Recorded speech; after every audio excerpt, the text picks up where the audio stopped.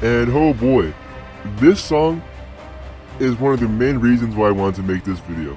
This song is incredible. This song and other similar songs fundamentally changed the way I write my music. BTS, so much BTS. This is hours of content, literal hours, and you guys want more? You're insane. You're delusional. You're actually like crazy. Okay, holy shit. I'll try to wrap this up as quick as I can. This is fucking ridiculous. BTS is a band that's always puzzled me. Why are they so popular? Why are their fans made out to seem just like unhumanly fucking insane? And why are there biases? I thought being biased was bad. The past almost 12 months have been dedicated to me experiencing BTS for the first time. And not like that. If you think Jigglypuff was good in college, wait till I spend a summer with her. And not like that. If this is your first time seeing me, what's up? I'm Jadyn, and I reacted to every BTS album ever made, and it changed my life. Just by the way, I'm only going to be talking about songs that impacted me or changed my life or inspired me in some way. Not every song is on here. There's a good video that ranks every single song, so if you want to check that out, go ahead. He was a good YouTuber. But yeah, I'm not going to have every single song on April 29th, 2023, I uploaded my first BTS reaction video where I reacted to their first album called Too Cool for School. This video sucks ass. This video is just not good. I didn't know what I was doing, but it was very telling about how indoctrinated I was into this mindset that BTS is bad and that they suck, to put it eloquently. My dumb ass thought I needed a trigger warning, but I still got hate, so I guess that was for nothing. So I really went about this the wrong way. I mostly listen to rap, specifically like underground rap and stuff like that, and so the main way that you really stand out in the underground especially is you need to have a unique sound, whether it be your beats, vocal style, vocal effects, some innovative thing you're bringing to the table. So I was expecting that the reason that BTS was so big is because they had a really innovative and unique sound, but I failed to realize it's mostly the lyrics that got them to where they are today. So yeah, that was my thought process for a while until I learned better. Up until this point, I only heard big tracks like Dynamite, Boy With Love maybe, so I was extremely surprised on their first track when they came out with a straight hip-hop song. That was crazy. One of the messages that I thought was pretty swag was the theme of being yourself and not following other people's plans.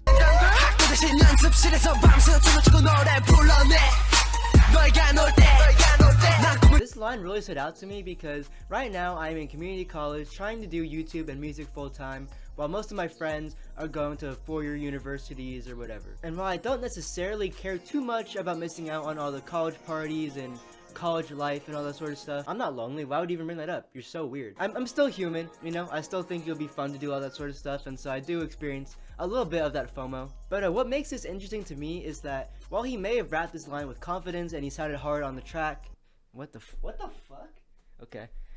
While he may have rapped this line with confidence and it sounded hard, I think he was still unsure of himself in that moment because BTS didn't blow up until a lot later, right? And so while he was saying that, I'm sure he had some sort of doubt in the back of his mind that it might not work out. Because I know that when I say everything's gonna work out or everything's gonna be fine, of course I don't 100% know that, you know? So I do have that sort of uncertainty in the back of my mind, even though I want to present myself as confident. Like is still one of my favorite BTS songs to this day, even though it's a teensy weensy bit cringe. It really is a classic tale of a guy, he gets into a relationship with a girl, they break up, and he just wants to, you know, bungee jump without the cord, basically.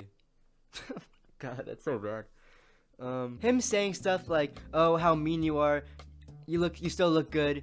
That shit really hurts. This song is really real, and that's why I said it was cringe. The beginning where he still has the kind of like boyfriend reflexes of wanting to text her and check up on her and stuff like that, and then he's like, oh, we're not together anymore. That is tough. That's really tough, man. This is the story of a super down bad doomer who just is reflecting on how much he might have regretted this breakup, you know, how much he misses her, and it's over a really nice kind of happy beat, so it's kind of it's tough. The juxtaposition is really tough. I think there is songs that they talk about this subject in a better manner. They use better production, and I think that's really interesting that you can like trace back some later songs that like took inspiration from earlier songs. You know, it's almost kind of like a demo. I think that they're able to talk about these subjects better as their skills have improved, and I think that's really interesting. A little tangent, but like whenever I was first making songs and stuff like that, I was like, oh, I gotta save this concept for when I'm better, you know what I mean? It's like I had these really good ideas for songs, but I wanted to talk about them when I was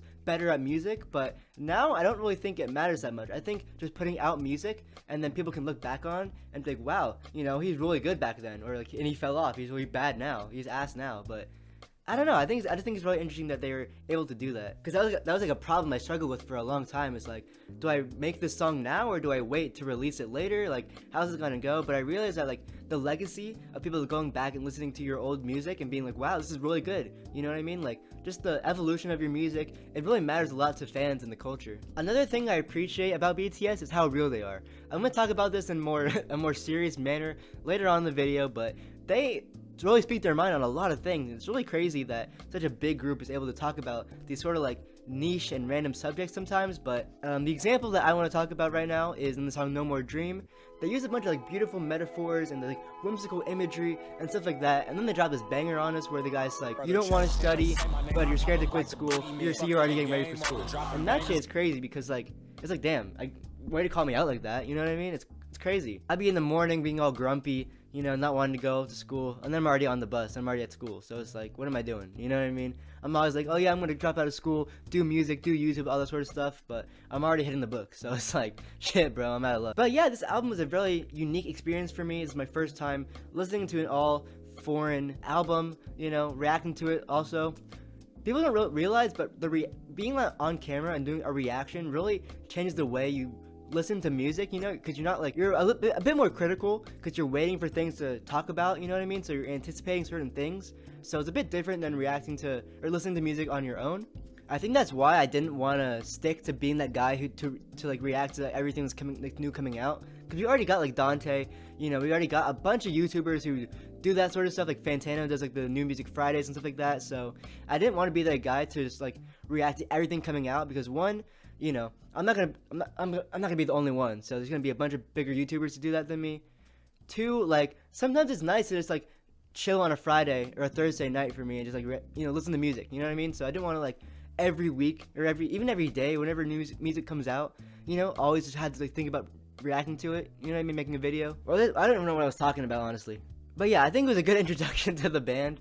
I don't think this is their best project by any means. It's kind of trash compared to most of their discography, you know what I mean? But it's still very good. It still exceeded my expectations. And yeah, let's see if I can talk about the next album without losing a couple brain cells. This recording's been rough so far. Nah, I'm just kidding. It's been good.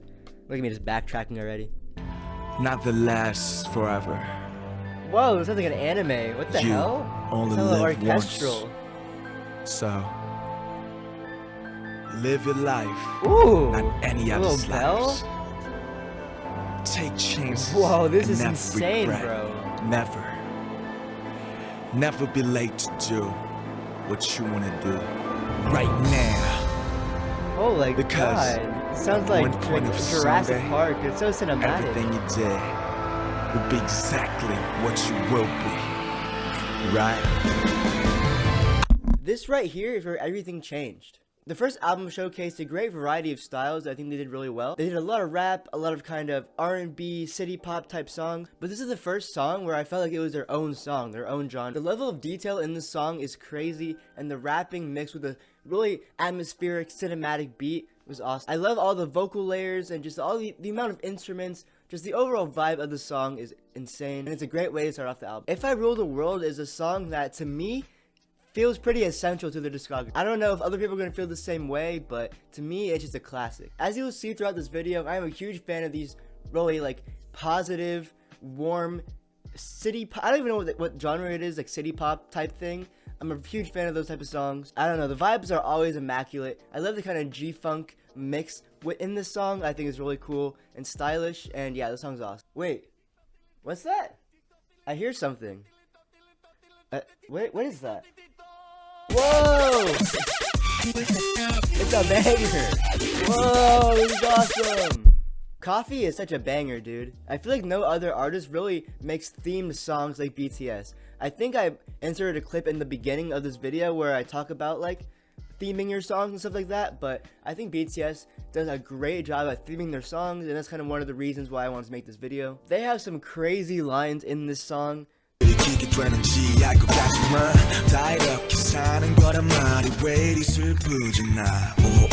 This line is like, the more memories he remembers, he gets more sad and more sad, but he can't stop because any glimpse of her is worth it.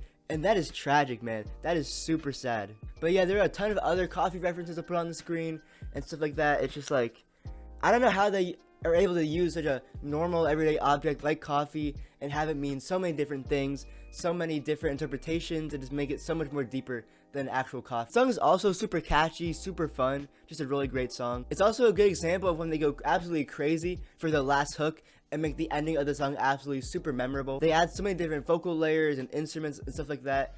It just shows like how good they are at structure. Paldogangsan is a really fire song as it teaches the audience more about Korea. I'll link the video that I watched to get a better understanding of this whole song in the description down below. I think it's a really good video and it helped me a lot try to understand and break this song down more. But I think this song is super sick as it basically gives each member of the band a chance to kind of give a shout out and just talk more about their own specific region of South Korea. Another cool thing about this song is that they each use their own dialects, their own like unique dialects. While rapping, they hint at like certain words and certain phrases and stuff like that that's unique to their region. And I think this whole song is super cool. It's crazy how each dialect can have like different connotations. I looked some of them up. I'm not trying to butcher any names, so I'll just put it on the screen right now. But yeah, I think that's awesome, man. The video that I mentioned is really good at dissecting the little nods and like cultural differences that maybe a person outside of Korea wouldn't get first listen, you know what I mean? And it also gives the boys a really good opportunity to show the chemistry between them and how real their friendship is by just adding like casual kind of conversation things in the song, you know? It's like how a friend group always tries to one-up each other by doing certain things or whatever. They're trying to like brag about their hometown and saying that, oh yeah, mine's better than yours and stuff like that. You know, I don't know, it's just like really wholesome for some reason. It just shows that they really are friends and that and it's not just because they make music together, you know, they're friends outside of the music thing. And I think it's a really good thing to show such early on in their career because you want to establish that they're actually friends really early on so you know that they're authentic and genuine, you know? We start this album off with a banger. School Love Affair is a great intro to the album. Like I said before, I love these type of songs, but something I thought that was really interesting and unique about this song is this. They stop kind of midway through the song and they kind of have this like really raw conversation about the song. They kind of just leave it in, and it could be fake, I'm not too sure, but I feel like they wouldn't need to do that because I feel like they would already be doing that regardless, you know? It could be a cool thing that they thought of, like a cool concept they just thought to do, but in my opinion, it feels real. I feel like they wouldn't really need to fake it, you know?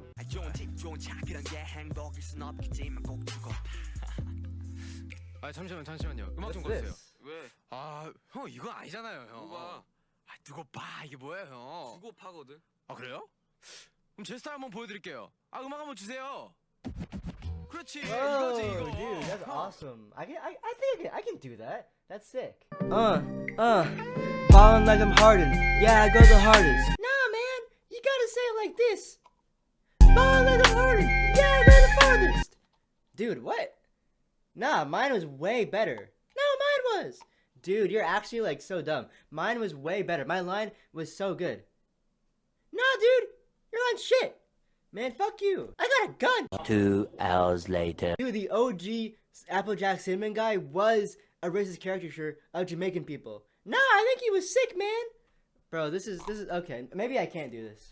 After that, it transitions into a completely different beat, which I think is a really unique way to kind of break up the song and lead to a beat switch. This song is actually super versatile with a third beat switch being implemented to kind of switch things up, and it completely changes the vibe of the song into a way more aggressive and hype. Personally, I like the first and the third beat the most, but yeah, having multiple beat switches on the intro to your album is crazy. I think they always do something special for their intros, man. The intros always go hard. Just One Day is a song that I don't think is necessarily groundbreaking or super innovative, but I still do want to talk about it. It's just a great example of why people like BTS. It's just another example of how strong their songwriting is, specifically their hook writing. I think they're amazing at hooks. I think they're able to make hooks that are super catchy and fun while still having a good message. And they also have really good poetic lyrics, like I said before, that really set them apart. And I like that they're able to balance real feelings with like more real situations with crazy metaphors and imagery. Like they're able to go from saying some real shit to saying like your love is like a blade of grass growing in a Serbian winter, and just like really descriptive things. And I'm like, whoa, is it the same song? Like, this is crazy. They can just really go all out with the metaphors and imagery if they want, and I think that's really awesome. I wish more people did that. I wish more people treated music like a storybook or like a movie or something, you know? While making this video, this is a song that really stood out to me as one of the more underappreciated and more, I guess, underrated songs. I don't like to say underrated or overrated. It's kind of like a overrated thing to say, but you know what I mean. Spinebreaker is awesome, dude. Spinebreaker is so fire. I think it's a really interesting take on the dynamic found often in like middle schools, high schools, even elementary schools, but I feel like to less extent, that I think could lead to a really interesting discussion about the class system, not only in America but around the world, because obviously they're Korean and they're talking from a Korean perspective. But yeah, I think it could lead to an interesting discussion about like the class system in general. But in this song, it's more concentrated down to a more surface level of just like superficialness, if that's a word. It's basically a song saying to not look down upon people who have less money than you know? Or are less fortunate than you. Obviously, when talking about this subject, outward appearances, clothes, fashion, all this sort of stuff is typically used as a like way to look down on someone who has less money if they don't have the new hype beast shit like Supreme and Gucci and all that shit. If they don't have it, for a lot of people that's an easy way to bully. And I don't really know how it is in Korea. I do know that they have a really insane like fashion culture. Like a lot of people in America look up to Korean fashion because it's so cool, you know, and we really idolize it here. So I don't know if that heightened sense of fashion leads to a more toxic culture, but I feel like it must be for BTS to want to make a song about it or feel the need to make a song about it, you know? Because in America, obviously, we have a lot of like stereotypical bully situations and stuff, you know, from movies and TV shows. And it does happen in real life for sure. It definitely does happen. So I don't even know if it's like that much more crazy in Korea or what it is, but I think they did a really great take on it. I feel like they did it in a way that isn't too preachy and like, you know, Karen-like, you know what I mean? I think they did it in a way where kids could understand and like they could take that and use it for their own. And on the flip side, they're also empowering kids who don't have that much money to, you know, to not care about clothes and stuff, because that doesn't make you as a person. Your personality, you know, your hard work, your dedication, your studies, all this sort of stuff makes you a person, not necessarily the clothes you have or the clothes you don't have. So yeah, this is a great song. Yeah, go listen to it more. It's awesome. And also, it was really ahead of its time. It was just on the brink of becoming like super relevant. I think if this song was released a little bit later, it could have done better, you know, because that like 2016 is where the height of like all the flexing and rice gum and all that sort of shit. That was the height of it. This song was released with this album in 2014.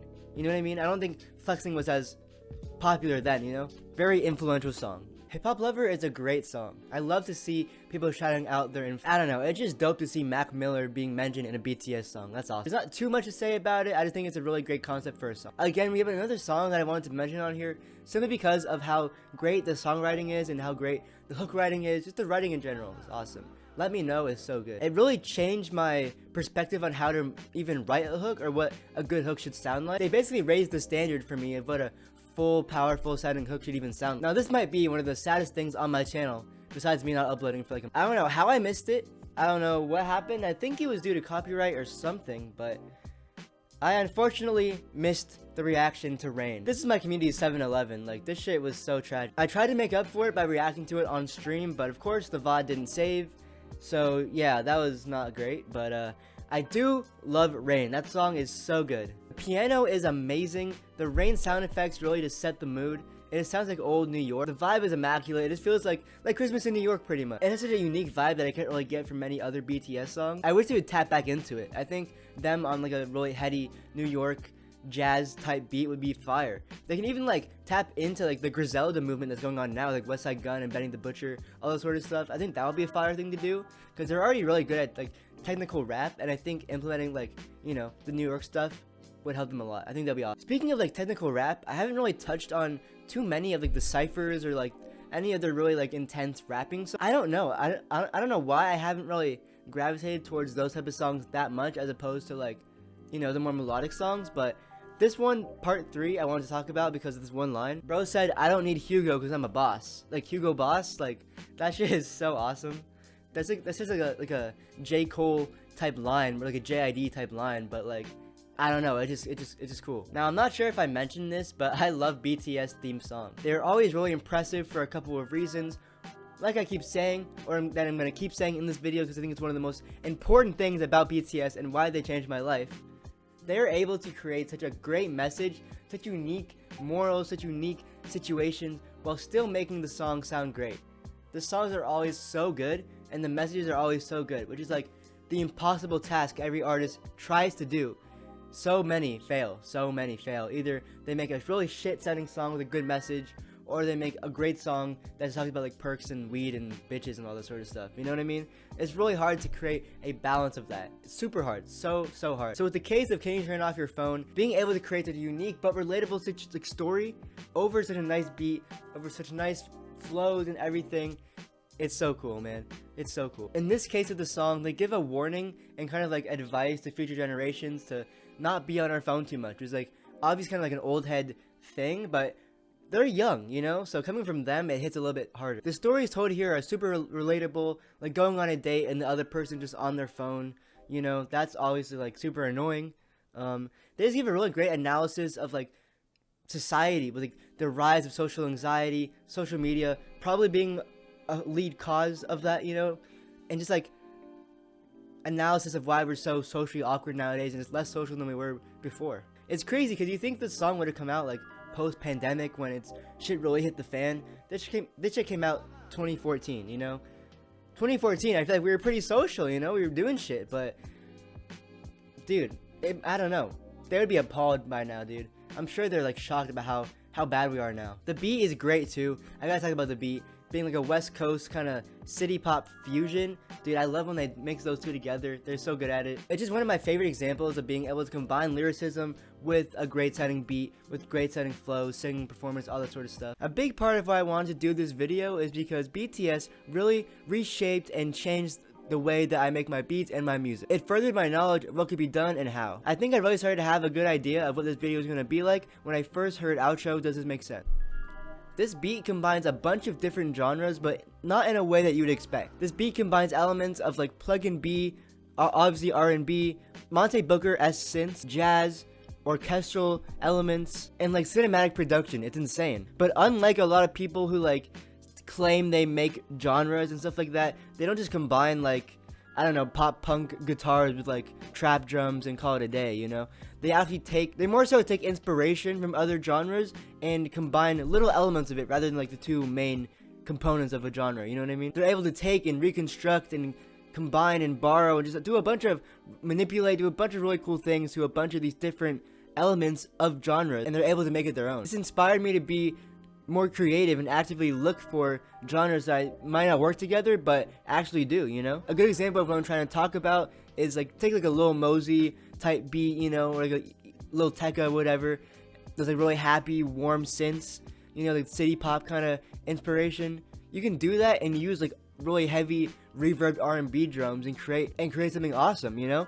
It doesn't sound like they would work. They're kind of like on the opposite sides of the spectrum, you know? One's, you know, usually really happy and one's supposed to be really sad. But if you combine some of the elements of it, you get a really crazy, unique song, you know? You just have to be very creative and very open-minded to things that you might not think would actually work. You gotta be able to, like, listen for pockets of where, like, certain types of drum sound would go, you know? I don't know, this opened my mind to a bunch of different ideas. It's basically like a producer's dream song, you know? Kind of a standard thing in the producer beat making community is if you want to get placements and like songs with artists, you can't make your beats too complex. You can't have a bunch of different sounds going on because it's gonna be hard for them to fit into the space, you know? It's gonna be hard for, first of all, the mix, you know? If you have a bunch of like high-pitched instruments or like kind of in the mid-range, you know, their vocals are gonna probably sound pretty muddy or just not really all that present because of all the other stuff going on.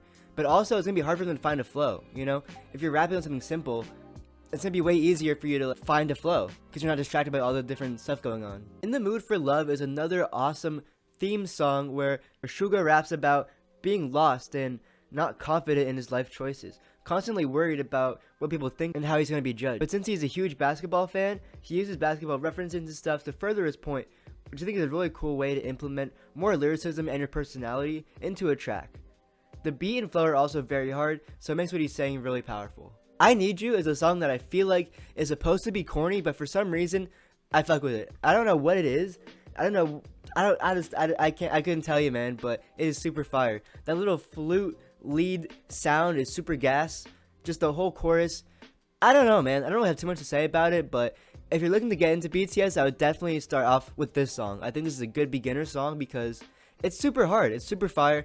It kind of gets you like acclimated to the group, you know? I wouldn't say that a lot of their lyrical songs aren't for like a beginner, but I would say that to me it makes more sense to go into their kind of like more big bangers and then go further into like their more deeper songs and lyrical songs, you know. But I don't know, you can do whatever you want, you know. I'm not telling you what to do, it's just like what I would do. So this next song is the first song that I've included that I don't really like, but I wanted to include it because of what I learned from it. And basically is that they put a lot of weird sounds on here that I don't necessarily work, but the way the whole song feels and is structured, it's meant to kind of like trick you into thinking that it is working, you know. I don't know if that made any sense, but just the way that it flows like it's a normal song, but it has these weird ass sounds in it that I'm like, what the fuck is going on? But it makes sense for the song, and it works as a song.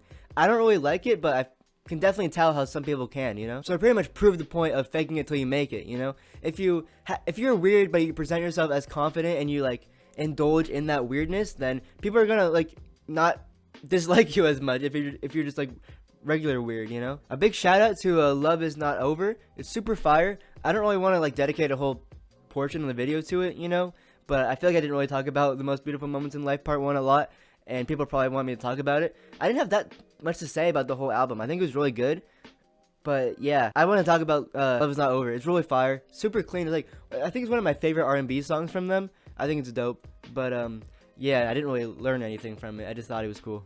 So I think after this album, I know I kind of keep saying this a lot, but dude, every album keeps getting better and better. You know what I mean? Like the first 3, I was like, okay, I'm getting like rid of my bias super fast, you know. But after this album, The Most Beautiful Moments in Life Part 1, I was sold. You know, I was sold. I was like, oh my god, these guys are awesome, dude. I was super excited for every album reaction, you know, because like, not to say that I wasn't excited in the beginning, but I was kind of like nervous a little bit, you know, because I don't know. I just always like get nervous when I'm reacting to like an artist for the first time because I don't want to like hate it, you know. So I'm just like, okay, I'm like, you know, getting used to it. I'm acclimating myself to the artist. At this point, I already been acclimated, and I'm like, okay, I'm starting to really become a fan now. Man, it's gonna be a fun segment, dude. Man, The Most Beautiful Moments in Life Part 2. It just got better, dude. This album, I don't know. I feel like it's a lot better than the first one. I don't know. I might be biased because it does have my favorite song of all time from BTS on this album, but I don't know. This album is so good. It's so good. The first 2 songs I don't have too much to say. Run is a pretty fire song. It's like a pretty hype like gym track, you know. But man, once we get to Butterfly, like I don't know if you guys watch. I don't know how many people remember my reaction, but I was geeking, bro. This song is so good. It's my favorite BTS song. I don't know really why, but I think it just stemmed from that reaction, dude. I was just so shocked and like just so in love with that song that it carried over till now, you know. I might need to do a reevaluation of my favorite BTS song, but for now, that's the one that like whenever I think of like, oh, what's like, you know, the top 5 BTS songs, that always comes up, you know. And a bunch of like later songs too. I think obviously when, you know, the later arc of BTS is a lot better than the earlier arc, you know what I mean. I think from like this point on is when it gets really good. The earlier songs and like albums I wasn't too much of a fan of compared to the new ones, you know. I think that's kind of like true for a lot of people though. But dude, Butterfly is so good. The drop is one of their best drops ever. It's super simple, but it's just so sick. Like, I don't know what it is. The contrast between the dark lyrics and that grandiose drop with so much going on is absolutely insane. The ending is so awesome. Like, you can tell they put their full emotion, passion into it, and it came out so good. Let me know your favorite BTS songs in the comments. Mine's Butterfly, like I keep saying. But yeah, let me know yours, because I feel like it's going to be very different across the board, you know. I feel like BTS is one of those bands where they have so many different types of songs that I don't really know if there's a general consensus for like the best BTS song. Probably not. They have so many songs, so it's gonna be like difficult, you know. But yeah, enough glazing Butterfly. Let's glaze another song. Wailing 52 is so cool. Like that song showed me you can make a song about anything, literally anything in the whole world. It's like, it's crazy. I never thought you can like even do such a thing, but this and like I think the song I showed in the beginning really proved to me that music doesn't have to be just one thing. Music can be anything. It can be movies, it can be books, it can be stories, it can just be like anything. Like, you don't have to like rap about your life. You know what I mean? You can rap about anyone's life ever. You can make up stories.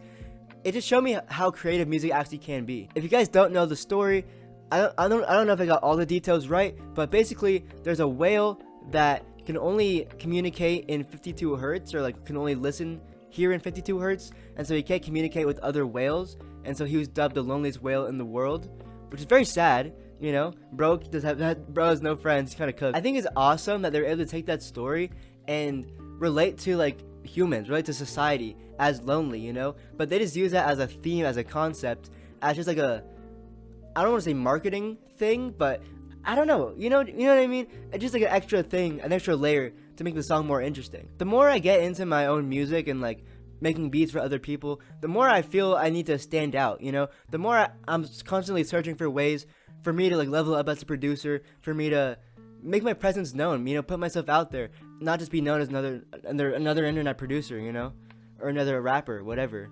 And I think a way to do that is to have interesting lyrics and have interesting concepts in your songs that no one's doing. They were able to take this story and use it to talk about their own feelings. I think that's genius. It can be hard talking about your own feelings and like your own personal stories, so using other people's stories or like fictional stories can be a really great way to kind of ease into that conversation, and also without it feeling too personal. Sometimes the audience wants to relate to a song, like a certain emotion, but when you're going into such specific detail, it can kind of alienate them, you know, and you can't like relate to them as much. If you're going for a more generic kind of approach, while still you know, talking about like some details without making it too real, I guess, you know, because some people use music as like an escape, and if you're talking about something that's like way too real and like, I don't know, it can kind of bring him out of it, you know. Not to mention that this beat is awesome, the sample is really well implemented, the drums are crazy. It's one of their best songs, not necessarily in like a visceral sense like Butterfly or like a big, you know,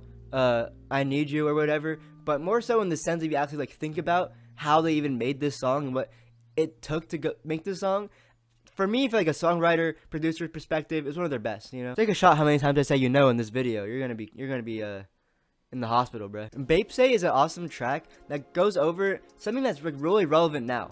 Way more relevant than I think it was back then, you know? Basically, this song is going over how the older generation has kind of screwed us over and made it impossible for us to like live, you know? We can't even buy houses anymore. Rent and groceries and all that sort of stuff is so expensive, and yeah, they're kind of like ranting about it. And they repeat some rhetoric that we've already been hearing a lot over the past couple years. The boomers saying that we don't work hard enough and that we're lazy, we don't want to work or whatever, when really it's just 1,000 times harder to work than it was back then, you know? I don't know, I just love hearing BTS talk about like needing a change, because no one really talks about that anymore, you know? And I think they're like a powerful enough group where they can actually incite some change, you know, which is awesome. Time to shout out House of Cards. The song's goated. Everyone stand up if you're a fan of this song. Oh my god, this song is so good. It has one of my favorite vocal performances of all time from a BTS song. Their vocals are so airy and just like, you know what I mean? I don't know, man. Something about their maximalist songs is so good. I love their simple songs too, but man, their maximalist song just hits so different. It just goes so insane. The background vocal runs, the ad libs, like, I love it when you can then just like throw everything at the wall and see what sticks, you know? But it's all good, so it obviously sticks. It's awesome. While Blood, Sweat, and Tears is infamous for other thing, I want to talk about the production. BTS has a lot of styles of music, and honestly, this song kind of sounds like a Major Lazer Diplo type song, but for some reason, I just feel like they do it way better. I think whenever they like quote unquote copy a style or take inspiration from a style, they always seem to make it more authentic and more genuine, you know? Less commercialized, plasticky version of that Major Lazer Diplo sound, you know? I just feel like the synths are deeper and more better quality. Everything that seems like less cheap sounding. I don't know how to explain it, but I don't know what their secret is, man. But yeah, this song's awesome. Lie is a song that really grew on me. When I first reacted to it, I did not like it. I thought that key change was weird and like kind of out of place. But as the comments told me, and as I did more research, I found out that it actually makes, and it is a pretty common practice in music. I just wasn't, you know, wasn't aware of it. Basically, sometimes in music, there's a thing where like you want to change the mood of the song, you know? It's crazy, but sometimes you want to do that. If you like go from happy to sad, you want to like change that in the music as well, you know? So the lyrics and that little beat, that little key change thing reflected the lyrics, you know? I'm like, wow, that's crazy. I don't know how I didn't think of it. I don't know why I thought it was just kind of like a random thing, but I don't know, man. We you know, sometimes our brains aren't good, so yeah. But that song's awesome. That song's really good, and I do like it now. So people that like were roasting me back then for not liking it, I do like it now. I'm grown. I'm 19. I'm almost 20. Back then I was a little kid. I think I was 18 back then. I hope not. I don't know. But yeah. Stigma is really fire, as V uses this song to kind of reflect back and talk to his younger self. V is probably my second favorite member of BTS. Their vocals are so angelic, and on this song especially, like, this shit is great. This shit, listen to this, bro. Listen to this. Take a little listen. It's awesome. First Love is a song that took me a while to appreciate. It feels honestly more like a play or something, and I'm not really a fan of that type of stuff, but the delivery here really sells it. And the story is also super sad, and something I can sort of relate to, or at least I would know how it would feel, because I'm a, producer. And basically this song is about him, having an arm injury or a shoulder injury, I think, and not being able to play the piano. But the genius part about this song is that it's structured like it's a love song to a girl, The first love is his first love was a piano, not a girl or a person, I just love the way it's framed until you realize that it's about a piano. Like, dude, they had this in the first half, I'm not gonna lie. It was crazy. The story, like, they're so unique with their storytelling. I don't know how they do it. Weed isn't, like, legal there, so maybe they're just, like, big brain, but yeah, it's awesome. The production starts out really slow, but builds out super fast, as it gets towards the end. And I'm probably gonna mention this a lot, or I probably already have mentioned this a lot in this video, but their structure and their arrangement is probably the best I've ever heard in, like, a, group, The way they structure their songs, it's so good. Reflection, in my opinion, is a super underrated song. The beat really catches you off guard. It's a super unorthodox melody and kind of weird sound. You would think it would be a joke song or something, but I think that's the genius of it. It's actually one of their more lyrical, deep, and honest songs. It's something that I honestly relate to, as most of my friends, like I said in the beginning of this video, have gone to college, and I'm stuck at home. And it's been really hard for me to make friends, Community college, I don't know how many of you guys are American, but community college, at least in America, is like, I don't know, people kind of just, like, write it off as, just whatever. People don't really, like, there's no life there. At least in, like, my experience. There's not really that much culture or whatever, as opposed to, like, in comparison to colleges. They have the Greek life. They have so many events. I'm not gonna say where I live, but I'm in a college town, and dude, there's, like, events every day. There's a whole community, but, like, the next town over, I'm just like, man, there's nothing here. You know what I mean? So it's hard to make friends, It's just hard to make friends as an adult in general, High school, because you're all, like, you're pretty much forced to make friends, or else you're kind of screwed. And college, it's really up to you to, do your own thing. But in high school, you have so many group projects, you have PE together, you have all these sort of classes, Just a bunch of kids being forced into a room. You're kind of bound to make friends at some point, but once you're off into the real world, you're kind of fucked. But yeah, this song, it basically talks about how, like, you can't really make any friends because he's depressed, and it's hard to make friends if you don't like yourself, It's hard to be confident and outgoing if you're not confident in what you're saying or doing, which I really relate to. And yeah, I think this is a great song, and I hope it gets talked about more. Lost is also a super good example of why I'm even making this video. It's a song essentially about the transition from teenager to adult, which I'm sure anyone can relate to, and I'm actually basing my album off that concept, so make sure to stay around because I'm going to be releasing my album soon, and it's about kind of the same thing. So if you like this song, you're going to like my album. There's even a color-based song on the album, and this song is a color-based song type shit, kinda, which is why I think it's so cool that they're able to talk about such a, like, unique subject over a color-based song, It's awesome. Like, it sounds like a dance song, If you're not paying attention to you don't speak Korean, you're just gonna think it's like another hype song, but if you go deeper into the lyrics and actually look at the lyric videos or translations, you're like, damn, what the fuck, how do they even do this, The happy nature of this beat, once you read through the lyrics, it's almost like mocking someone trying to be happy, Well, they're actually struggling and don't want people to know. It's like, I can't listen to the song the same anymore. It's crazy. So normally I don't really want to talk about, like, songs that I don't think are that meaningful or, like, unique or interesting. I keep saying this for every song, dude. Damn it. What the fuck? BTS has too many good songs, dude. Fuck. You're ruining the integrity of this video, man. It's supposed to be like a, a good analysis video of BTS and why they're good. But now I'm going to be talking about fucking 2014 DJ Mustard type beats, bro. Interlude Wings is so good. Dude, I think I had to talk about this because I just remember being so geeked when I was, like, researching it. I was going back to this album and I was like, man, this song, what is it? It's an interlude, and I was geeking, bro. I was having the time of my life listening to this song, so I'm like, it would go against my nature not to put it on this video, you know? Because this video is essentially a recommendation video, you know? As much as I would like to believe it's like an intelligent analysis of why BTS is good and how they change music and how they change songwriting and storytelling and all that, it's more just me like glazing and like giving song recommendations because I love to do that. But it would be a disservice to me to not put this on this video. So listen to this song; it's a great time. I really like "Love Yourself," Her. I think DNA, Best of Me, Dimple are all really good. I don't really have too much to say about them though. The only one I really do have to say on this album is Pied Piper. I think that song is really interesting and it kind of caught me off guard when I first heard it. This song really intrigues me because it's basically telling their fans to chill, you know, to get off their dick pretty much. It's crazy. This song basically talks about like not being too obsessed with an idol or any person really. To not put them on a pedestal, that they're all human pretty much, you know. They say pretty much to like get a job, you know, touch grass, focus. It's basically saying focus on school, not you know, and just not obsessed about them pretty much. And the reason it kind of caught me off guard was because you're saying these like things word for word. It's like really straightforward and not in like a charming kind of metaphorical way. It's very like, yo, you guys need to chill. You guys are spending way too much time obsessed with us. You guys need to focus on your own lives. Go to school, do your homework, you know, stop interpreting our fan fictions and whatever.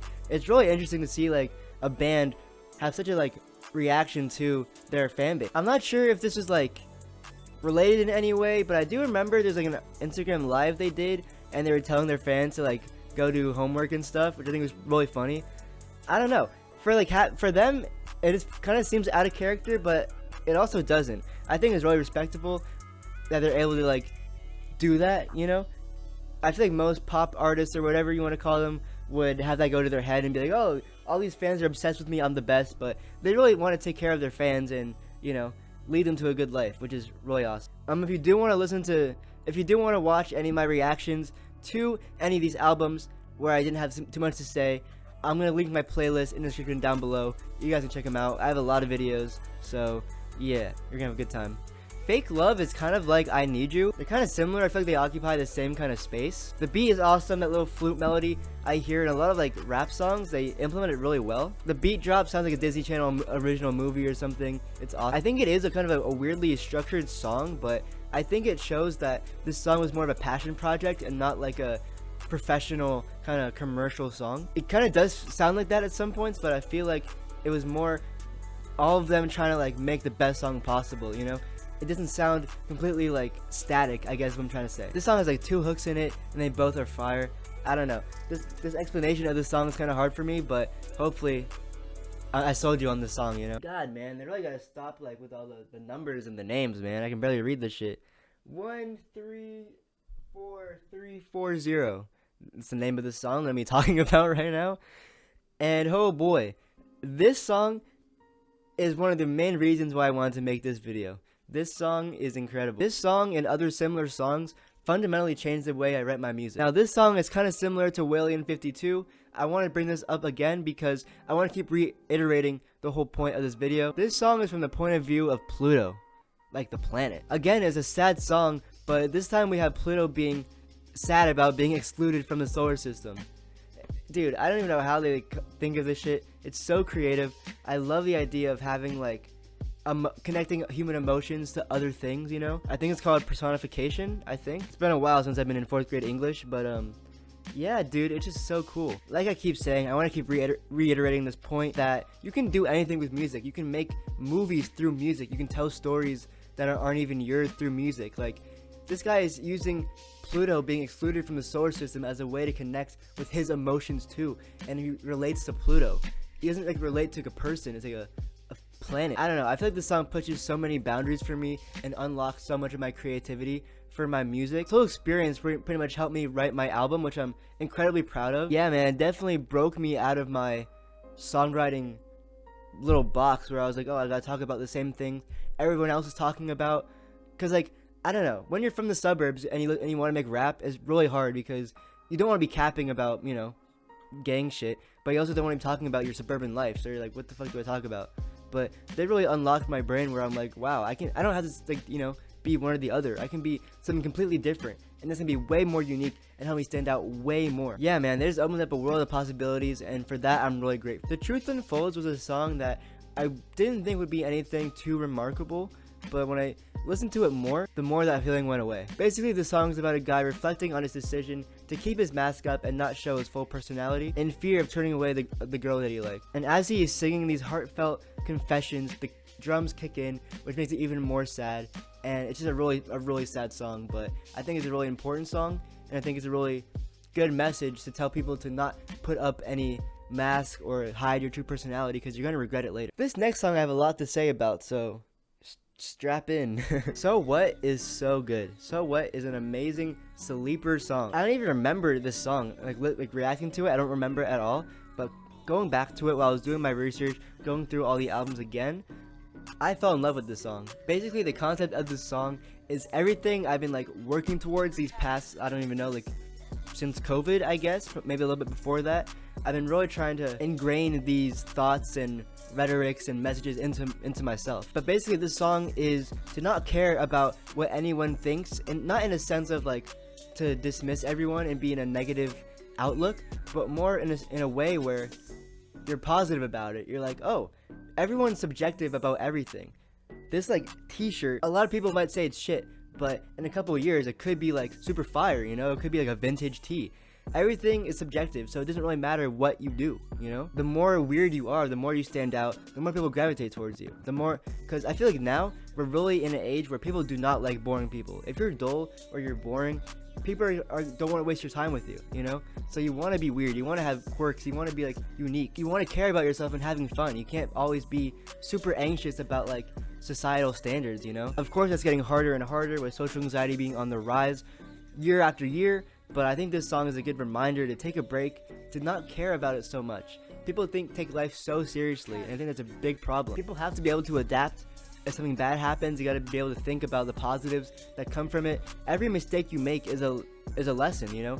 Every mistake you make is a way of you leveling up. I think as a kid, we were taught this a lot, but as an adult, we kind of forget it, because as an adult, our mistakes probably come with a lot more consequence, you know, nowadays, but I still think that it's a great way to learn. It's probably the only way to learn, really. I think people are so afraid of making mistakes that they just avoid doing anything at all, and it really holds them back. I think using this message over like a Pitbull, Kesha 2010 type beat, where all those type of songs are about like having fun and not caring, living it up, I think that's also really smart, because the beat is also really fire, so it captures your attention, and then the lyrics come. But even if you're just listening to it on your own, it's also just a great listen. I also like how some aspects of this song, like I said, can be misconstrued into more of a pessimistic, fuck everyone kind of mindset, but they kind of sprinkle in saying that like everything you do is up to you. You can choose how this world runs. If you're really passionate about something, you can absolutely make a change in something. You just gotta start it. You gotta be the one to start it. And a lot of people are afraid of starting something because it's like confrontational or whatever it is, but you're the one that can decide how your life goes, how other people's lives go. You can change everything, you know? The song is not telling you to do nothing and just not do anything. It's telling you to not be afraid of being judged and make a change. And the phrase just saying "so what" is so powerful in the context of all the other messages they're saying. That simple little phrase, "so what" or whatever, I love those phrases because it really is, it's dismissive without being pessimistic, you know? And it's also something that you can ask yourself whenever you're having a lot of social anxiety, a lot of anxiety about anything, just saying, so what? Why does it matter? Because if you really think about it, you're gonna realize that it's really not that bad. It's really not that bad. If you're just saying, oh, I gotta do this today, so what? You know, just do it, you know? It's not that big of a deal. Epiphany is an amazing song about embracing your flaws and realize that you're important too. The instrumental is beautiful, the singing performance is great, and it's just a great message overall. Epiphany is a really good slept-on song. I don't know if people want me to talk about Idol, but I don't know, it's pretty good. Man, the intro of this album fucks. It's so good. RM is probably my favorite in the group, and this explains why. Flow is so crazy, and his energy is just also unmatched. I really hate it when rappers have no swag at all to them. They just rap fast and call it a day. But RM has the most swag, and he's also super technical and like really actually good at rapping. He really knows how to find the perfect flow for a beat, which I feel like a lot of rappers kind of lack. I think something cool about this song is where he says, if I already knew who I was, then this life wouldn't be worth living. That is crazy because a lot of people chase wanting to know who they are at such an early age that once they reach that, they're kind of stuck. They're kind of just like, oh, well, now what do I do? You know, there's no challenge. I think living a life, you're supposed to find out who you are at the very end, or at least, like, you know, kind of close to it, because there's so many experiences that can change who you are.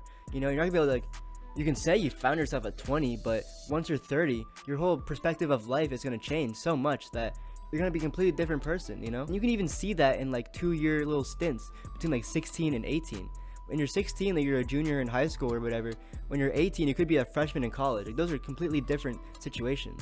Microcosmos is an interesting song, not necessarily about the music, but more so everything surrounding it. There's been a little bit of controversy, at least from what I've seen, about whether or not the song is actually good. I looked on the Reddit just to see like what the consensus was about this song, and to my surprise, there's a big divide of whether people like the song or not. From reading it, it seems like there's a lot to do about this like specific event where they played this song and it kind of changed the way people listen to the song. And if you weren't there, you weren't there. You know, if you know, you know. So it's like, I don't know, but I don't know. I think this song's okay. I don't love it, but I thought it was interesting to see such a big divide and like a big fandom. Again, we're back with the theme song. Dionysus is a crazy song because it uses the Greek mythology, you know, the Greek god of wine, Dionysus, to kind of compare making a good song to being drunk, which I think is really awesome. The song is also super cool. It is really true though, because like once you make a really good song, you play it back, you're like, oh my god, this is it. You spent like hours working on a song. It kind of is comparable to being drunk, you know? You're high off that pride, you know? You're high off that accomplishment feeling. Interlude Shadow is really fire. The beginning sample is crazy, and I love the flows on the song. The message of the song is also really cool, as he's saying he doesn't want to make it to the top. He wants to live his life and then make it to the... He wants to keep going in this, and he wants to do it forever. He doesn't want his career to plateau, and so that's why he always wants to be creating, always wants to be innovating. And also in the same breath, he mentions that every time he gets something that he wants, he immediately wants something better, or something new, you know? And that's a problem I think most people struggle with. It's really hard to be content with their current situation. Yeah, I don't know, the song is really cool and it's a great way to start off the album. Black Swan, I didn't think was anything too special until I watched the music video. The music video is awesome. It's super stylized, super unique. It's just dope. Filter is a song that I think is really cool because while most of the songs on their discography are pretty straightforward, you know, there's a lot of songs that can be up for interpretation, but I think this song is a really good example of a song that people just can't seem to agree on what the song's actually about. I looked on Reddit, I looked on YouTube, and yeah, there's a lot of different theories about what the song actually is. The big kind of debate in this song is whether or not Jimin is being empowered or sad about this whole situation. On one hand, you can look at it as that it's sad that he feels the need to put up a filter and he can't just be himself. He feels like himself isn't good enough. But on the other hand, he's saying that since people interpret him in so many different ways, it doesn't really matter. He can act how he wants. He's not gonna be able to please everyone, so why put up a filter if you're not gonna be able to please everyone? So you don't really need to try that hard. Being yourself, you know, is better. Is way better than trying to put up a filter, because even with a filter, you can't be 100% accurate. You can't please everyone. So why not have the same result but be yourself, you know? It's a lot easier and way easier to manage. I don't know. I think the song is super interesting. Just the discourse that the song provided is really interesting. A thing I came to realize while reacting to BTS is that you aren't really gonna get the full meaning of a lot of songs unless you speak Korean or, you know the songs already. But on your first listen, you're gonna have to go back and take another listen because you're most likely not gonna get the full context or the full meaning. You are more than likely gonna hear like the melody or the beat or a flow rather than the lyrics themselves. Yeah, after you're done vibing, the lyrics are gonna hit you, and that's exactly how I felt about the song It's essentially something I needed to hear back in 2020 when I was probably at my peak anger, you know, my peak pessimistic outlook on life. But yeah, basically a song that talks about not shunning your emotions, not being devoid of emotion, but managing it in a healthy way. For a long time I thought I needed to get rid of my anger or my emotions in general because I felt like it held me back, but in reality I was just not managing it well. Real anger is not lashing out and becoming violent or whatever. Real anger is using that passion, that fire in you to want to promote change and want to create change in something, and that's the way I've been kind of living my life the past couple years. Whenever something bad happens, I immediately think, oh, I'm gonna get rich in order to fix this, you know? Whenever like my mom talks about like having a hard day at work, her boss was being mean, I'm like, my immediate thought is the anger is kind of like I'm already past the anger, you know? The anger already driven me drove me to do something with it, you know? I want to go so hard so I can get rid of all these problems. I'm so angry and I'm so mad that these things are happening that I just want to, I'm not even gonna like bother with getting angry, you know? I'm gonna focus my energy on doing something productive that'll hopefully get rid of the anger in a more productive manner, you know what I mean? So this song also is really helpful to my life. I wish I heard this earlier, man. I really wish I heard this earlier. And if you guys are struggling with anger, struggling with depression, listen to this song. It'll help you out a lot, I think. It helped me out a lot. And yeah. We Are Bulletproof Eternal is a fire song that really captures a whole era and surprisingly captures the struggle they went through without going into too much detail. You can just kind of feel it. It sounds really epic and it sounds relieving. I don't know. It just feels like they made this song to kind of just like reflect on their whole discography and be proud of themselves that they made it this far. It is a little corny, but it's also really wholesome and sounds fire. I don't know. I feel like this song should have been the end of this album. I feel like the outro is kind of bad, you know? I don't really like talking about songs I don't really like, but this kind of made me mad because I'm like, bro, this is a perfect outro. And then they made another song that's way bad. I'm like, what the fuck? So that's the one thing I would change in their discography.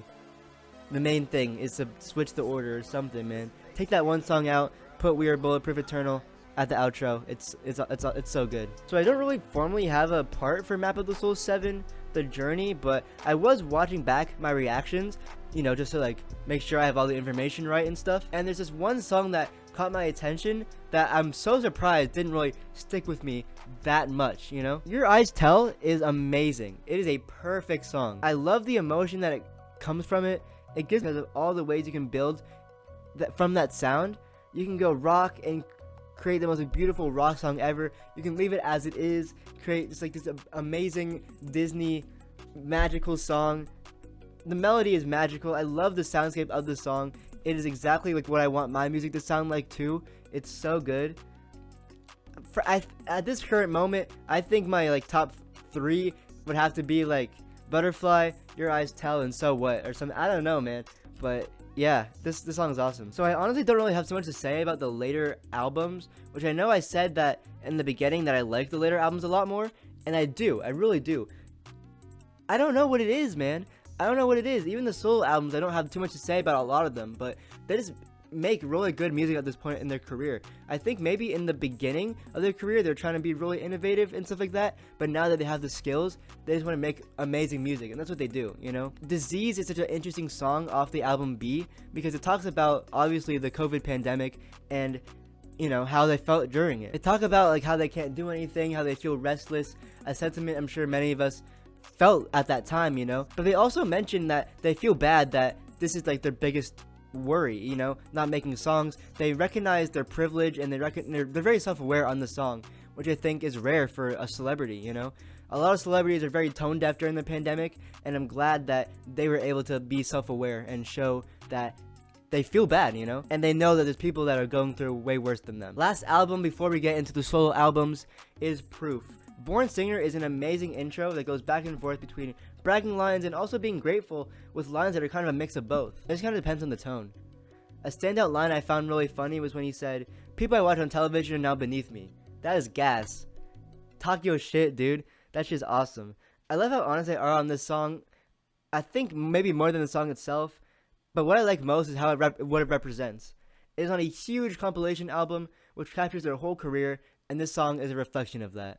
Right off the bat with the solo albums, I can tell there's going to be a lot different than the group album. Voice is a super cool song about coming into adulthood and feeling lost, only really knowing what others around him have told him what to do. He comes to realize that music is his passion, and he doesn't really need other people's opinions or thoughts on what he should do with his life. I really like that line where he says, "I just want to breathe." Breathing the feeling is different than getting great. Cassie wants to take a deep breath, not one of those stressful, shallow breaths you get when you're doing something stressful like getting grades. He just wants no stress, basically, and I feel that's a really artistic way to write that, because it's really relatable. The next song, Do You, is honestly one of my favorites of the whole solo album collection, just because it's so weird, but it's so fire. He goes on a little rant about self-improvement books and like self-help gurus who are basically full of shit. And when I first heard him kind of rant about this subject, I was pretty surprised, because like, I don't know, it just felt really personal. And even though I knew it was a solo album, this song kind of set me in the direction of, okay, so it's really going to be a solo album. There's no labels, there's no restrictions of being, you know, a group project. It's really him and his feelings and his thoughts. This song just feels so RM with all the little weird sound effects and producer tags and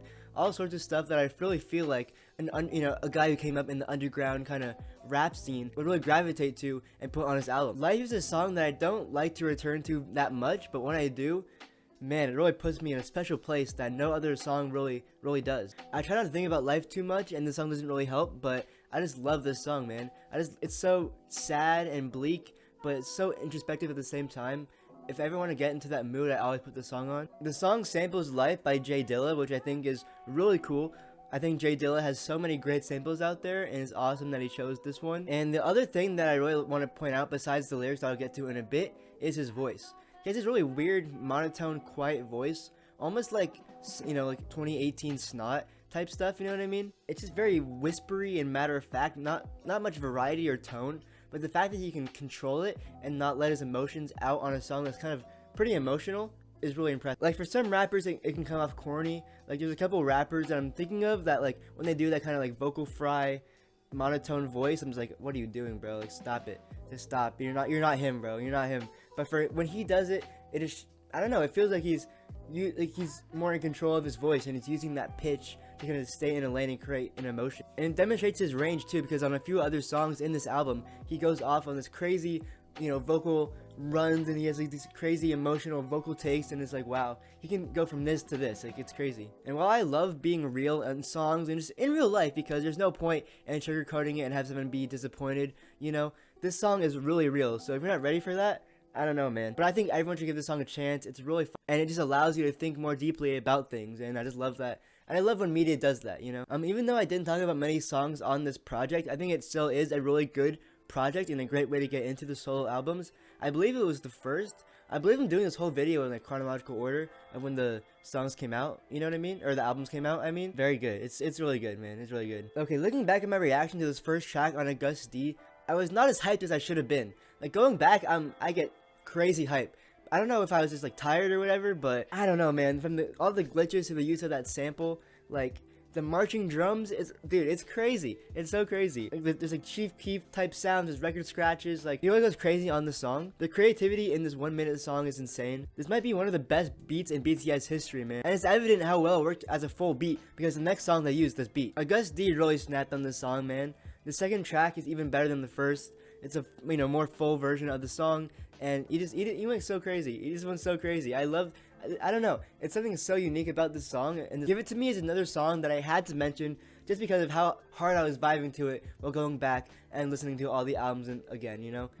There's nothing really too crazy. The instrumental has to really grow on you because it kind of sounds shit, but it just, once you get into it, it's so fire. Oh man, okay, another one of these numbered songs, bro. Alright, 724148.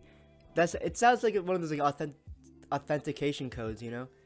But this is a dope song, as it tells the origin story of Suga and what he had to go through trying to make it in the industry. The song really inspired me because it kind of flat out just tells you some of the lengths that you might have to go through in order to get into the industry, you know? He had to do like competitions, he had to do just a bunch of different stuff, sleeping on the floor, all that sort of stuff.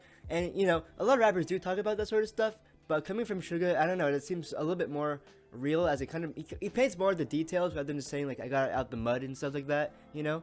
He paints more of a picture for you. And I think that's one thing that BTS also really does really well, is the imagery and level of detail they have in their lyrics.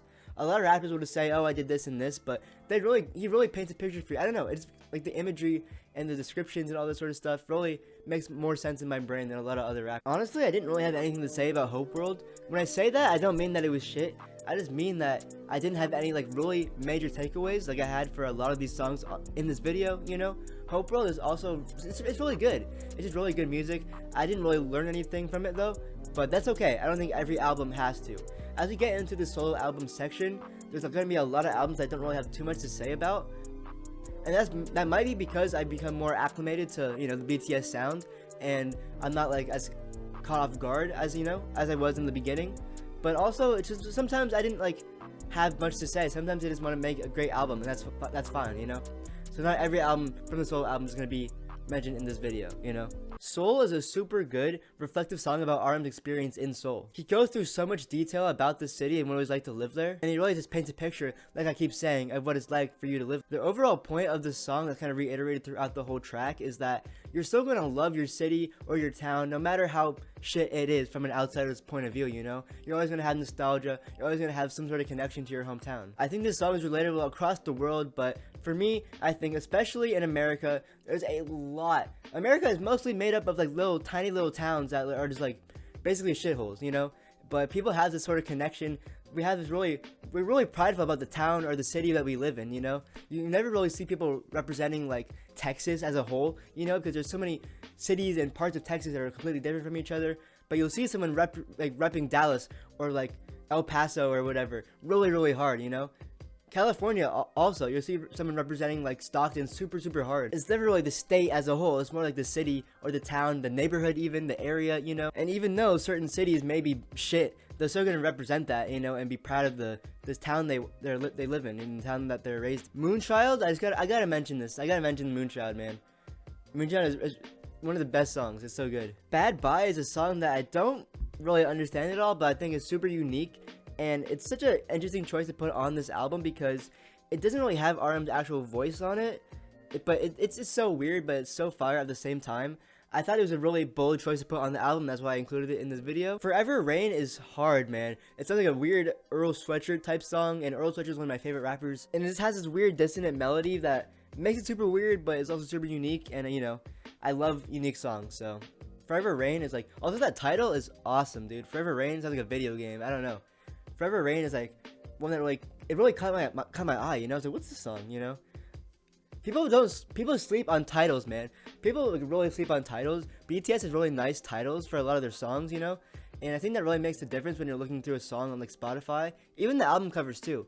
I think titles and album covers are severely overlooked, you know. People is a song that I heavily relate to, right? I'm going through quite a bit of like personality issues and social anxiety as like I'm trying to figure out who I really am, what my interests are, how I, you know, go about my life, how I want to be perceived and all that sort of stuff. And this song's really helping me through that. In this song, they talk about a lot of things that I'm really trying to ingrain into my brain, into my life. And that's like, people aren't really going to remember you as much as you think. And even if they are, that might be better than like being invisible your whole life, you know? At least you're like benefiting their life in some way by having a funny story or an awkward interaction that can turn into a funny story, you know? I feel like we really think that every embarrassing action we do is inherently a bad thing, but that's not always true. It can always lead to like a funny thing or just like add to your own personality as someone being interesting, you know? Not everyone wants like a really boring, stale person, you know? They also reiterate the fact that you're not supposed to take everything so seriously. Not everything is so seriously they need to overanalyze and overthink everything. People don't really care as much as you think. They're more focused on their own lives. And there's absolutely nothing wrong with having fun and being yourself. I feel like as adults, we're conditioned to thinking that being yourself and being a little bit goofy is bad, but even the most successful people, I feel like, have that little quirk to them, you know? They're not boring because no one wants to listen to a boring person, you know? They want that engage. You want to be an engaging person. And also, the smartest people are the ones that have made the most mistakes because that's how you learn, you know? You're not supposed to be afraid of getting hurt or being embarrassed because that's how you grow and that's how you learn. So if you want to be stuck in the same place you are your whole life, no growth or anything, then you may not be embarrassed a lot, or you may not get hurt a lot, but you're gonna live a really boring and stale life. And one of the lines I also wanted to talk about in this song is how he says, "Nothing is permanent in this world," which is really true because I don't know. I feel like we get stuck into thinking that things are permanent. You know, your reputation is gonna be permanent. Just like the embarrassing thought is gonna be permanent. That scar is gonna be permanent, but scars fade away. Scars heal. Everything heals. You know, everything rejuvenates and goes back to the way it was. So nothing really just stays like that. It's only in your head. So this song is super duper dope, and it's really helpful if you have social anxiety. What the fuck? Dear My Friend is a song that I remember being really good, but the more I listen to it, the more that I would consider it a masterpiece. The very sad lyrics touching on the fact that he lost a friend, which can be interpreted either two ways.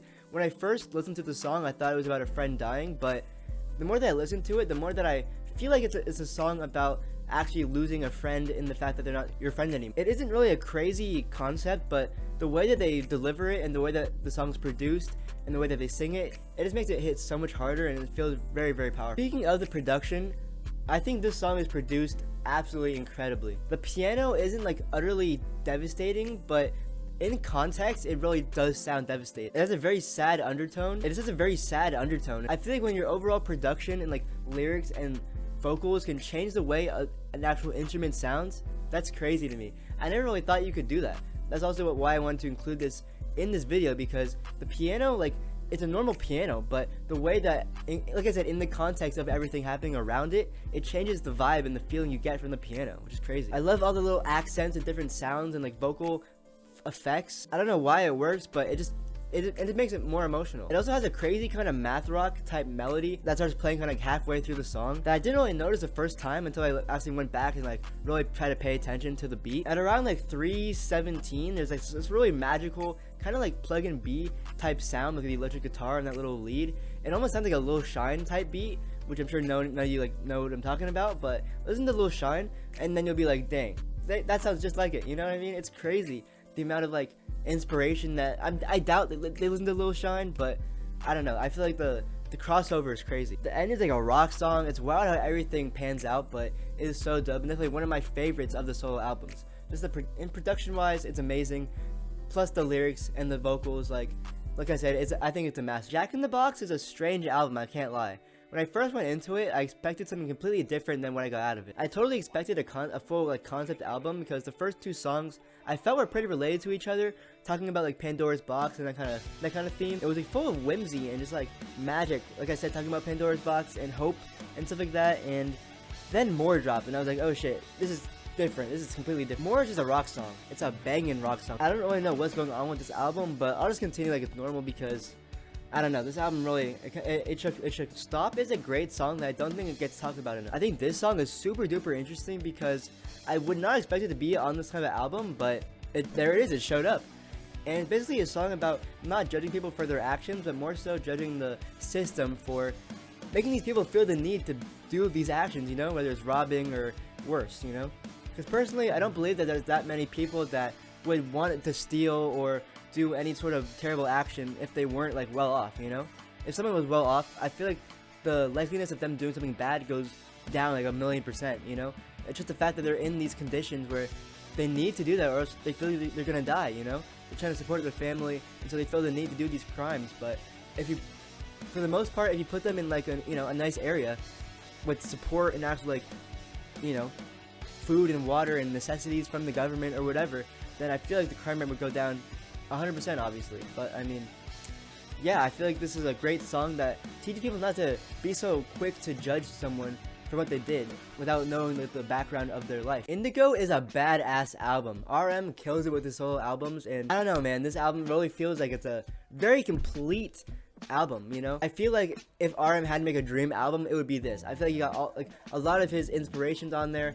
It just feels like a super complete, great album. First song with Erykah Badu is an awesome song. Honestly, I feel like he would try to make these songs a bit more commercial, but I was surprised at how authentic and like genuine this album was. I'm not trying to hate on RM, I just feel like once he gets to this level of popularity, I feel like he would be kind of forced to make such a more commercialized sounding album, but no, he didn't. He stuck to his guns, and I really admire that. On this song, he talks about how you should try to live life before you become an artist, or at least try to, you know?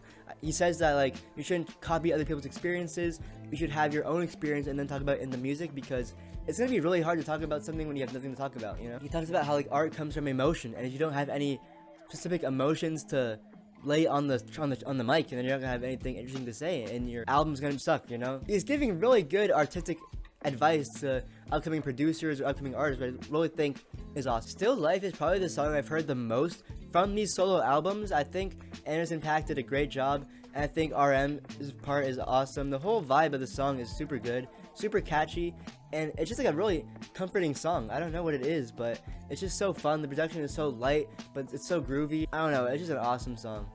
I think there's not really much to talk about other than the fact that like it's awesome, you know? Alright, and then we end this little Indigo section talking about Wildflower, which I think is one of the best BTS songs in the whole discography. I think Wildflower really is another masterpiece. Eugene elevates this song so well, but it already sounds so cinematic and like elegant and just amazing. Like the music video as well Dude, it's so good. I gotta remember to put the music video in this little section because it is so fire. Everything about this song is just so masterful. I don't know, man. Indigo is really a really almost a perfect album. I think it's almost a perfect album. Alright, so this segment is going to be a little bit weird. I'm going to try to keep it as respectful and as serious as possible. There's only really one song I wanted to talk about, and that song has affected me ever since I reacted to it. It's one of the main songs I actually remember reacting to because I made a lot of videos and don't really remember exactly reacting to every song, you know? That's why I had to go back and like listen to every single album again and write down my notes and all that sort of stuff. But this song, I really remember reacting to it and remember how I felt too. It's a pretty famous, infamous song depending on how you want to look at it, but I think it's a very important song that I still want to talk about. So trigger warning, I'll put it on the screen right now, all the stuff, the trigger warning, you know what I mean? I don't know, is trigger warning, is that like outdated? I don't know. Yeah. Trigger warning for self-harm. It's really, it's just a depressing, sad situation, you know? But I still want to talk about it because I think it's one of the most important songs in the BTS universe. And so the song, I'm sure you guys know what I'm talking about. That song's Amygdala, off D-Day. I think Amygdala this song is a lot, you know, and the music video really exemplifies the song, and it makes it a lot more intense. But basically, this song is about three main traumas in his life, which is his motorcycle accident, his mother's heart surgery, and his dad's cancer diagnosis. He uses the amygdala, which is the part of the brain that's associated with like fear, emotions, and motivation, as a reference and kind of almost as a character. He wants his amygdala to help him forget these experiences, but the amygdala is not, you know, being cooperative. One of the more famous scenes in the music video, you see him trying to escape his trauma, but the path becomes steeper and steeper until it's almost vertical and he can't even like climb up anymore. He's kind of indirectly telling his audience that coping mechanisms aren't really the way to solve your problem, because the farther you go into stuff like maybe drugs, bad eating habits, whatever it is, you're only going to fall further and further, you know, down into the rabbit hole where it's going to make it a lot more, it's going to make it worse. You're going to feel way more worse about yourself, and it's not going to help you because you're just trying to masking the emotions with these substances or whatever it is, you know? You're not getting to the root of the problem, which is actually healing, you know, and facing those demons, fighting them off, you know? You're only avoiding them, which is only going to make it harder to go back into, you know, because you're all the way down there, you know, and you're trying to get up here. And so the more that you engage in these bad behaviors, you're only setting yourself back, you know? And yeah, I think this is one of the most important songs. It's obviously one of the more intense songs and one of the more like, I don't even know how to describe it, but I think I think it's a really important song to discuss, and that, and I think it was really brave of him to share these experiences with as many people as, you know, his audience is. I think that's a crazy thing to do. I feel like I would never be able to do that. So I really applaud him for turning those traumas into like something that the audience can actually learn. Face, I didn't really have anything to say, but that album is really good. The album is super good, you know. I just didn't have anything crucial to say about that album. Layover is awesome. V probably has my favorite singing songs. His voice is probably my favorite, and the melodies are always just super good and catchy. I didn't really have much to say though. The songs are just really good. There's nothing too crazy or innovative, but these songs are just so amazing, and I don't know. I couldn't really ignore this album, you know? Alright guys, we finally did it. This video is finally done. The relief is crazy. I hope you guys really enjoyed this video. It took me, as you guys know, a shit ton of time to make. Like, this took so long, but I'm so happy with how it turned out, and like I said, I hope you guys really like it. This is the end of my BTS journey. Thank you guys so much for singing with me. It's been really crazy. I never would have thought that I would have found one of my favorite bands off of doing reactions, you know? They really, yeah, BTS, like I said, grew on me like crazy, and it's crazy how far I've came in being a fan of them, you know? So I want to say thank you guys so much for sticking around. I'm not going to be making any more BTS reaction videos or any sort of content surrounding them for a long time, you know? I have a lot of other artists I want to cover, but if there's any like new BTS content out there, I will be streaming on Twitch quite frequently, you know? And so if you guys want me to react to that, then come join the Twitch and we'll hang out there. I'll put the link in the description. Yeah, I'm streaming a lot of like album reactions and just on some like chill days, you know, just like on some off days, just like whatever you guys want. So it's gonna be a good time. Thank you guys so much for watching. Like I said, this video really means a lot to me, as it's one of like the only videos I've ever made that I've worked on it for like months and months and months. Like this, I don't know if it's gonna come out like that, because I've had to restart, you know, the whole process over and over again, rethink about how I want to do this. It took me a long time to actually figure out what I wanted to do, but I think it turned out really well. So yeah, I'll see you guys next time. Thank you guys so much for watching. If you guys are new here, this is the first time you're seeing me, make sure to subscribe. I got a bunch of banger videos. Thank you guys for watching, and yeah, I'll see you guys next time. JadynReacts out.